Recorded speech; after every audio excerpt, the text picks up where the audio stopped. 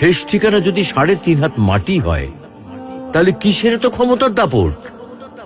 ভোর 5টায় মৃত্যু, সকাল 6টায় জানিয়ে দেওয়া হবে মাইকে, 8টায় শেষ গোসল করানো হবে, 9টায় তোমাকে নতুন কাপড়ে সাজানো হবে, জোহরের নামাজের পরে তোমার আলিশান বাড়ি থেকে বের করে নিয়ে যাওয়া হবে, 2টায় তোমার জানাজার নামাজ পড়ানো হবে, 2:30টায় তোমাকে কবরে নামিয়ে ফেলা হবে।